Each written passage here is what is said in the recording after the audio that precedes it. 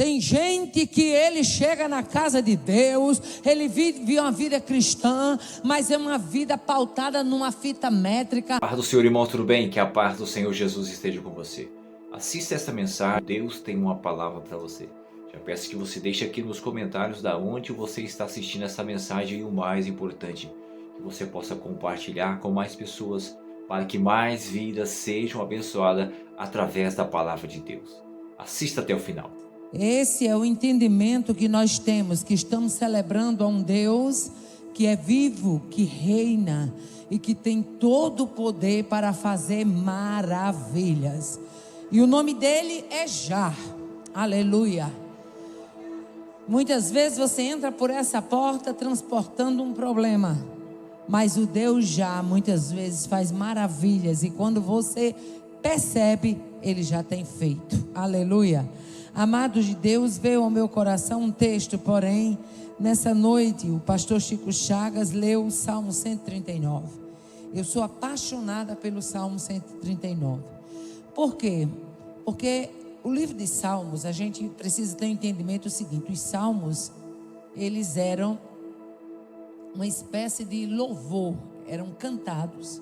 Quando você vê salmos imprecatórios, você vai ver que Davi, geralmente ele estava reivindicando uma providência de Deus diante de uma determinada situação. Quando você vê cânticos de romagem ou salmo de romagem, eram exatamente os salmos que os judeus usavam para sair do seu lugar para Jerusalém, e eles iam já adorando, já saíam das suas tribos, das suas tendas, com espírito de entendimento de que iam adorar. E eu gosto muito dos salmos, porém o Salmo 25 e o Salmo 139, para mim, eles são muito significativos. É difícil dizer qual é o salmo que a gente mais gosta, mas o Salmo 25, eu me lembro que ele me acompanhou numa época de um deserto muito grande, né? Então eu sou muito apaixonada pelo Salmo 25. Porém o Salmo 139, ele é um salmo onde Davi descortina exatamente este Deus onipresente, este Deus onipotente. E eu quero, em rápidas palavras, meditar com você no que foi lido nesta noite. Quando o Senhor usava, o salmista Davi dizia assim: Senhor, tu me sondas e me conheces. Aleluia. Tu conheces o meu assentar e o meu levantar. E de longe, diga comigo, é de longe, tu entendes o meu pensamento. Aleluia. Você está vizinho a alguém aí, mas ele não tem o poder de entender o teu pensamento. Mas o teu Deus conhece esse pensamento de longe. Oh, aleluia. Esse alguém que está sentado do teu lado, ele não sabe o que você estava pensando quando trocou de roupa, ele não sabe o que você pensou hoje de manhã, ele não sabe, mas Deus sabe o que você pensou desde a hora que você acordou, o que você pensou antes, o que você pensou quando chegou aqui, o que você vai pensar quando sair daqui. Oh, aleluia. Aí ele prossegue dizendo: tu me conheces, tu conheces o meu assentar e o meu levantar, cercas o meu andar e o meu deitar, e conheces todos os meus caminhos. Aleluia. Irmão, esse versículo de número 3, ele fecha a porta para todo julgamento. Temos um Deus que conhece todos os nossos caminhos. Aleluia. Deus não se deixa levar por medição humana. Tem gente que ele chega na casa de Deus, ele vive uma vida cristã, mas é uma vida pautada numa fita métrica, mede uma coisa, mede outra, ele mede tudo, mede todos, mas não se mede. Mas nesta noite a palavra de Deus diz que nós temos um Deus que cerca o nosso andar, aleluia, e o nosso deitar, e conhece todos os meus caminhos. Aleluia. Glória a Deus. Deus conhece a tua trajetória. Aleluia. Deus conhece a tua história. Deus sabe as tuas fraquezas. Deus sabe a tua pequenez. Mas mesmo diante de todo esse conhecimento, Ele é um Deus que estende a mão Ai, andei. Servimos a um Deus que estende a mão, um Deus de resgate. Oh, aleluia.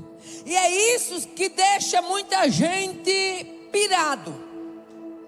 Porque o homem quer que Deus meça como ele mede.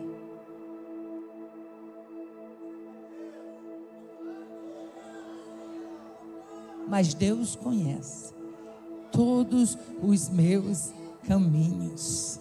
Aleluia. Aí ele diz assim: sem que haja uma palavra na minha língua, eis que, ó Senhor, tudo conheces.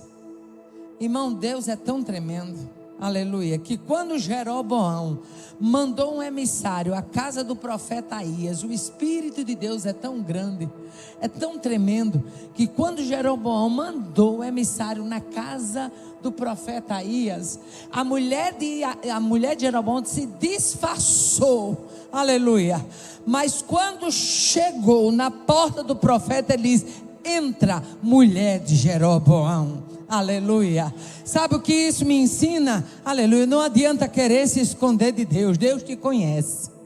Não adianta querer fugir de Deus. Deus te pega. Nesta noite eu tenho uma palavra de Deus para crente fujão. Não fuja do que Deus chamou você para abraçar. Tem gente aqui que tem dado curva diante de um chamado de Deus, mas nesta noite eu recebo graça e autoridade de Deus para dizer: Deus vai te pegar na quebradura de uma curva, mas Ele te pega ali, porque Ele é o Deus que conhece os teus caminhos. Oh, aleluia. Aí Ele diz mais, aleluia: tu me cercas em volta e puseste sobre mim a tua mão. Aleluia. Já imaginou, irmão Gunavindre, se não fosse a mão dele sobre nós? Aleluia. Oh, aleluia. É Satanás fazendo mira, mas sobre a sua vida tem uma mão. É Satanás dizendo: acabou a história dela, acabou a história dele, mas sobre a nossa vida tem uma mão. Oh, aleluia. Quantas vezes alguém diz: ó, morreu aqui. Aí Deus diz: não é assim não. Oh, aleluia. Glória a Deus, aleluia. Tu me cercastes em volta e pusestes sobre mim a tua mão. Quem é esposa aqui sabe disso. A gente se sente tão segura quando o marido da gente coloca a mão sobre a gente, não é? Dá aquela sensação de proteção, não é? Toda esposa gosta disso, eu gosto. E eu creio que a maioria das esposas. Agora imagine o Todo-Poderoso colocando a mão dele, colocando a mão dele, colocando a mão dele, colocando a mão dele, colocando a mão dele.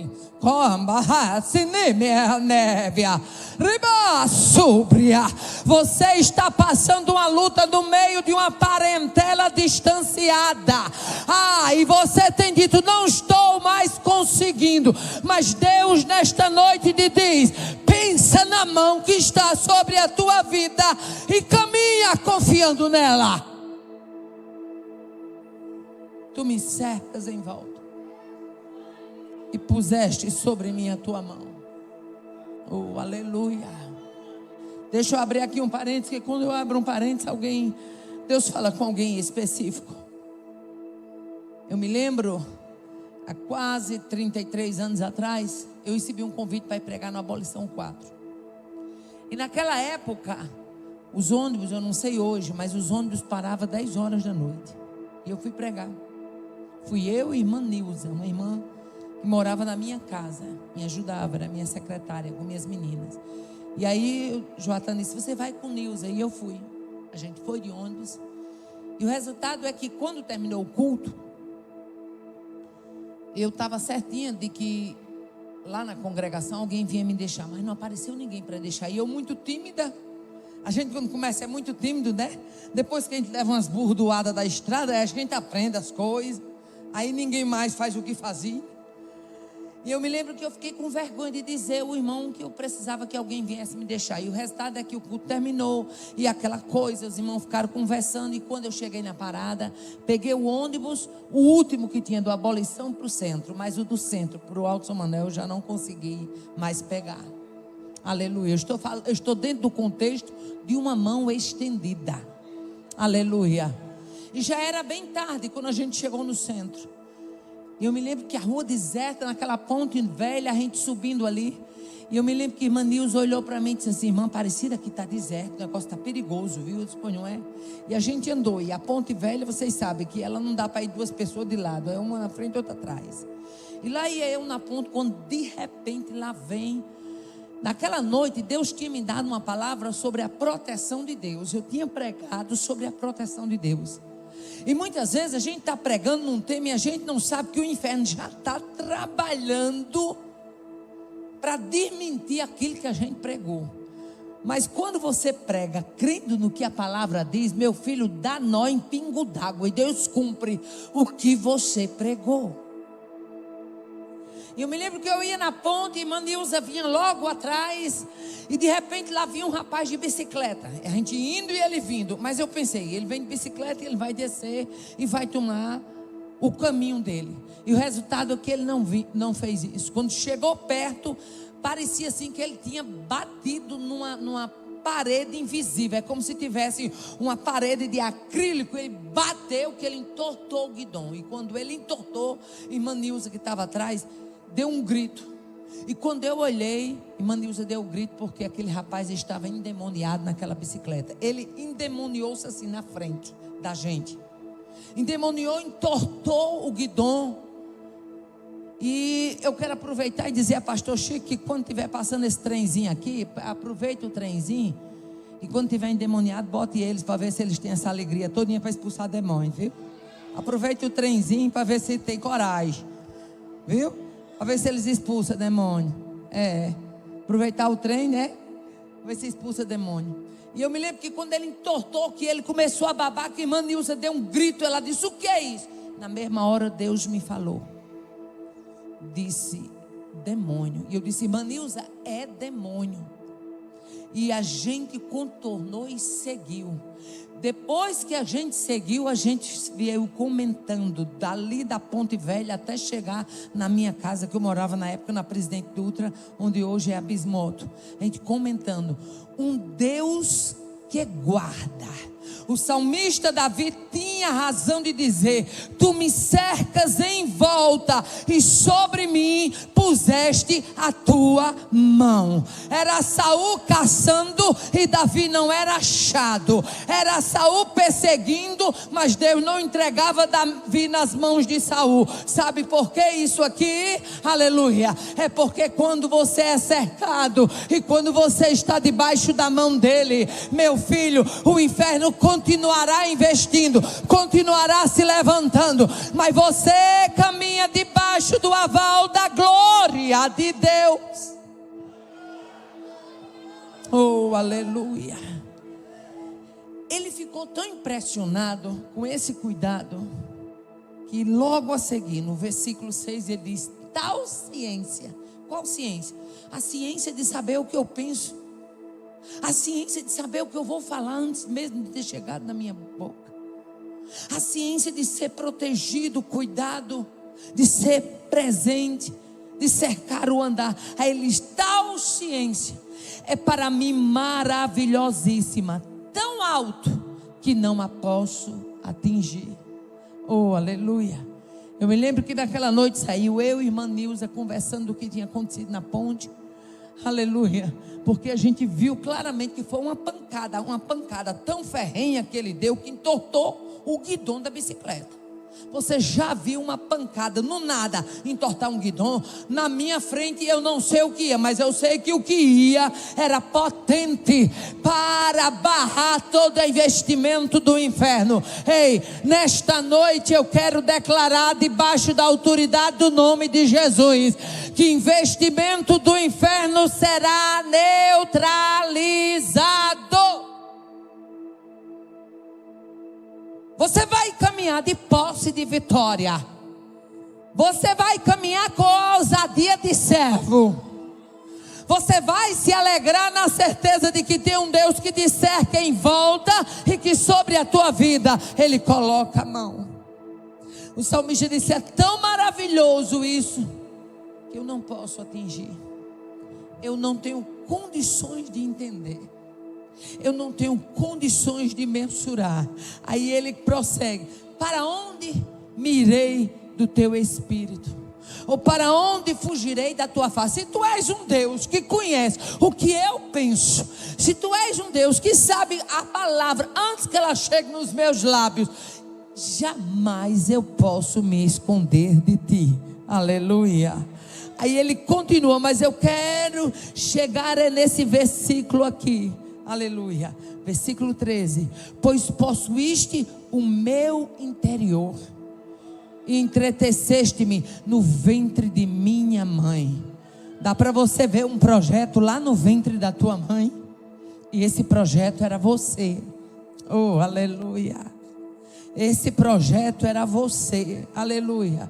Quando eu olho para mim, para minha história, e vejo que eu vim de um lar tradicionalmente católico, e vejo que aceitei a Jesus com 16 anos de idade, e já fazem 43 anos que eu estou com Ele, e pela bondade dEle nunca me desviei nem um dia, aleluia, nem pensamento, para a glória do nome dEle, aleluia. Aí Ele diz: eu te louvarei, porque de um modo terrível e maravilhoso eu fui formado.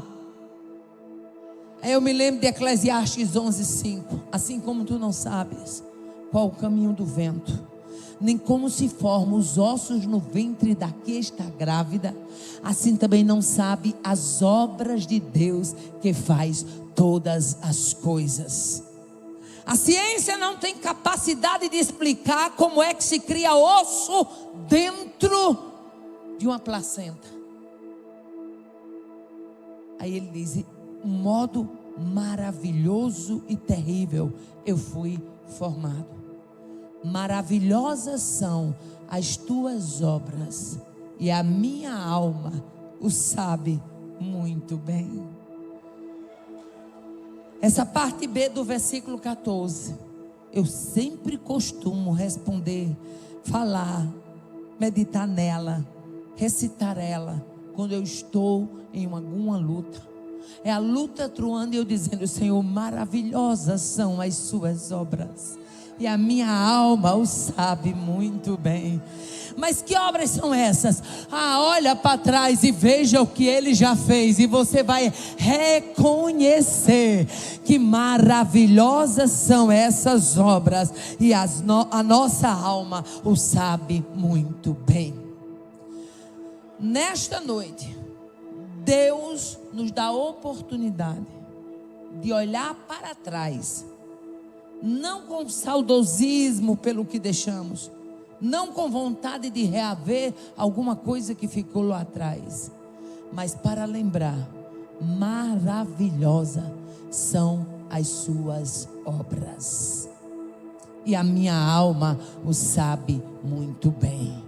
Agora olha para esse crente que está do seu lado com olho de profeta e diga: sua alma sabe que as obras dele são maravilhosas.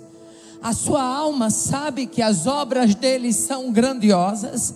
A sua alma sabe que as obras dele são perfeitas. Portanto, nesta noite, aleluia, já me alonguei demais, mas cante com a alma de quem sabe que as suas obras são maravilhosas. Louve a Ele na confiança de que essas obras são maravilhosas. Você vai cantar aqui com a alegria de quem já atravessou o que você está passando. Você vai cantar hoje aqui com a certeza de que chegará do outro lado, porque maravilhosas são as suas obras, e a minha alma o sabe muito bem.